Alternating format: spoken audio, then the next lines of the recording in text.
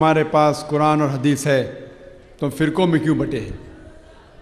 اس کا جواب اللہ سبحانہ تعالیٰ دیتے ہیں سورہ عمران میں، سورہ نمبر 3 آیت نمبر 103 میں، وَاعْتَصِمُوا بِحَبْلِ اللَّهِ جَمِيعًا وَلَا تَفَرَّقُوا، کہ آپ اللہ کی رسی کو مضبوطی سے پکڑو اور آپس میں مت بٹو۔ اللہ کی رسی کیا ہے؟ اللہ کی رسی ہے قرآن اور صحیح حدیث۔ اللہ تعالیٰ فرماتے ہیں کہ قرآن اور صحیح حدیث کو مضبوطی سے پکڑو اور آپس میں مت بٹو۔ اللہ تعالیٰ فرماتے ہیں سورہ انعام میں، سورہ نمبر 6 آیت نمبر 159 میں، کہ جو کوئی شخص اپنے دین کو یا اسلام کو فرقوں میں بانٹتا ہے، یا اللہ کے رسول تمہیں اسے کوئی لینا دینا نہیں، اللہ سبحانہ و تعالیٰ ان کا حساب کتاب کریں گے آخرت میں۔ تو فرقے بنانا اسلام میں حرام ہے، فرقے بنانا اسلام میں حرام ہے۔ لیکن افسوس کی بات ہے، ہم معاشرے میں دیکھتے ہیں سارے دنیا میں کہ مسلمان کئی فرقوں میں بٹے ہیں۔ ہم جب پوچھتے مسلمان سے کیا ہے تو کوئی مسلم کہیں گا کہ میں حنفی ہوں، کوئی کہیں گا میں شافعی ہوں، کوئی حنبلی، کوئی ملکی، کوئی دیوبندی، کوئی بریلوی۔ اللہ کے رسول کیا تھے؟ حنفی تھے، شافعی تھے، حنبلی تھے، ملکی تھے، دیوبندی تھے، بریلوی تھے، کیا تھے؟ اللہ کے رسول مسلم تھے۔ اللہ تعالیٰ فرماتا ہے قرآن مجید میں، سورہ عمران سورہ نمبر 3 آیت نمبر 54 میں، عیسیٰ علیہ السلام وہ مسلم تھے۔ اللہ تعالیٰ فرماتے سورہ عمران میں سورہ نمبر 3 آیت نمبر 67 میں، ابراہیم علیہ السلام مسلم تھے۔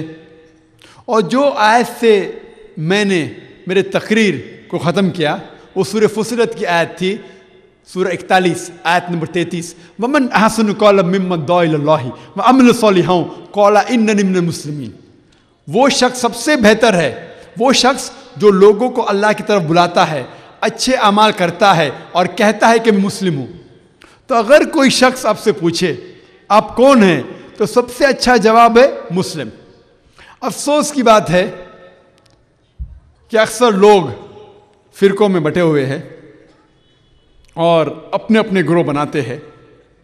ہم اگر دیکھتے ہیں یہ چاروں ائمہ، امام ابو حنیفہ، امام شافعی، امام احمد ابن حنبل، امام مالک، اللہ کی رحمت سب پہ ہو، میں چاروں ائمہ کی عزت کرتا ہوں، بڑے عالم تھے، بڑے علماء تھے، عزت کرتا ہوں۔ چاروں علماء نے کہا کہ آپ کو کوئی بھی میرا فتویٰ ملے جو اللہ اور رسول سے ٹکراتا ہے، میرے فتوے کو دیوار پہ مارو۔ یہ چاروں ائمہ جب فتوے دیے، ان نے اپنے تحقیق کے ذریعے فتوے دیے اور یہ کہا کہ آپ کو کوئی بھی میرا فتویٰ ملتا ہے جو اللہ اور رسول سے ٹکراتا ہے، میرے فتوے کو مت مانو۔ ابو حنیفہ نے ایک حنفی مسلک بنانے کے لیے نہیں آئے، امام شافعی ایک شافعی مسلک بنانے کے لیے نہیں آئے، امام مالک ایک ملکی مسلک بنانے کے لیے نہیں آئے، امام احمد ابن حنبل ایک حنبلی مسلک بنانے کے لیے نہیں آئے۔ ان نے اپنے تحقیق کے ذریعے اپنے فتوے پیش کیے، اور ہمارا فرض ہے کہ ہمیں بات ماننا چاہیے اللہ اور اللہ کے رسول کی۔ اگر مثال کے طور پہ مجھے ایک فتویٰ ملتا ہے جو امام شافعی کا فتویٰ ہے کہ اگر آپ وضو میں ہیں اور کوئی خاتون کا ہاتھ لگتا ہے تو آپ کی وضو ٹوٹ جاتی ہے۔ جب میں صحیح بخاری پڑھتا ہوں وہاں پتہ لگتا ہے محمد صلی اللہ علیہ وسلم نے وضو میں تھے، اپنے بیوی حضرت عائشہ کو چھوا، ان کی وضو نہیں ٹوٹی۔ ابو داؤد میں بھی ہے۔ تو یہ پتہ لگتا ہے مجھے کہ صحیح حدیث کے حساب سے جب انسان وضو میں ہے تو اس کی وضو نہیں ٹوٹتی۔ تو میں کہتا ہوں کہ میری وضو اگر خواتین کا ہاتھ لگتا ہے تو وضو نہیں ٹوٹتی، تو میں کہتا ہوں کہ میں پکا شافعی ہوں 100%۔ باقی لوگ کچے شافعی ہے، 80% شافعی ہے، کیونکہ امام شافعی نے کہا تھا آپ کو کوئی بھی میرا فتویٰ ملے جو اللہ اور رسول سے ٹکراتا ہے میرے فتوے کو دیوار پہ مارو. تو میں نے اس امام شافعی کے فتوے کو دیوار پہ مارا تو پکا شافعی ہوا کہ نہیں؟ میری وضو نہیں ٹوٹتی، اسی لیے میں پکا شافعی ہوں. جو عام لوگ اپنے آپ کو شافعی کہتے ہیں وہ کچے ہیں 80% یا 70%. میں اپنے آپ کو پکا شافعی کہتا ہوں. ابو حنیفہ نے کہا کہ نماز کے وقت سورہ فاتحہ کے آخر میں آمین زور کے بولنے کی ضرورت نہیں ہے. صحیح بخاری کی کئی حدیث ہے کہ آمین زور کا بولیے. کئی حدیث ہے آپ کا آمین اگر فرشتے کے آمین سے ملیں گا تو آپ کے گناہ معاف ہوں گی. تو میں آمین سورہ فاتحہ کے بعد زور سے بولتا ہوں. میں اپنے آپ کو پکا حنفی کہتا ہوں کیونکہ ابو حنیفہ نے کہا تھا آپ کو کوئی بھی میرا فتویٰ ملے جو اللہ اور اللہ کے رسول سے ٹکراتا ہے میرے فتوے کو چھوڑو. میں ان کے فتوے کو چھوڑ دیا. پکا حنفی ہوں نا میں. تو عملی طور پہ میں پکا شافعی ہوں، پکا حنبلی ہوں، پکا مالکی ہوں اور پکا حنبلی بھی ہوں. ہمیں اسلام کو فالو کرنے کے لیے چاہے دیوبند ہو، بریلوی ہو، کوئی بھی جماعت ہو، ہمیں دیکھنا چاہیے اللہ اور اللہ کے رسول کی تحقیق کرنا چاہیے. ہمیں اس میں تحقیق میں اگر ملتا ہے حق کی بات اس کے اوپر عمل کرنا چاہیے. لوگ اگر کہتے ہیں، کچھ لوگ کہتے ہیں کہ اہل حدیث ہے، مثال کے طور پہ جماعت اہل حدیث ہے. میں کہتا ہوں کہ میں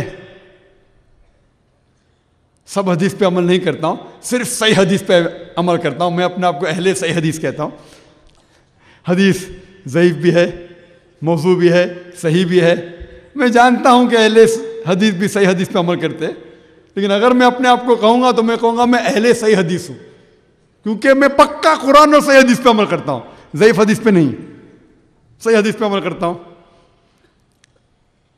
اگر کوئی اپنے آپ کو کہنا چاہتا ہے، اللہ نے اپنے آپ کو کہا کہ اپنا لقب دو مسلم، تو اسی لیے لقب میں اپنے آپ کو صرف مسلم دیتا ہوں اور کون سا بھی نہیں.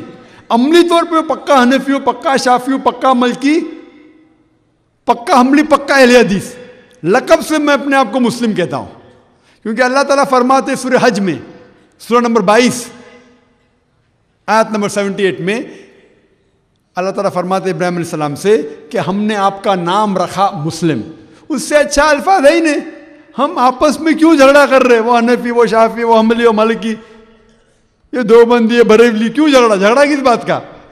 ہمیں عمل کرنا چاہیے اللہ اور اللہ کے رسول پہ. کوئی بھی دنیا میں کوئی بھی شیخ ہو، کوئی بھی فتویٰ دے رہا ہوں، آپ اس سے پوچھئے قل ہاتوا برہانکم، آپ کا برہان پیش کرو. یہ قرآن کی آیت ہے سورہ بقرہ سورہ نمبر 2 آیت نمبر 111 میں. اگر ان کا برہان قرآن اور حدیث سے ملتا ہے اس شیخ کی بات مانو، نہیں ملتا ہے پھینک دو. میں جو کہتا ہوں اسلام میں، ذاکر جو اسلام میں کہتا ہے وہ زیرو ہے، زیرو، کوئی اہمیت نہیں رکھتا. اسی لیے میں جب بھی جواب دیتا ہوں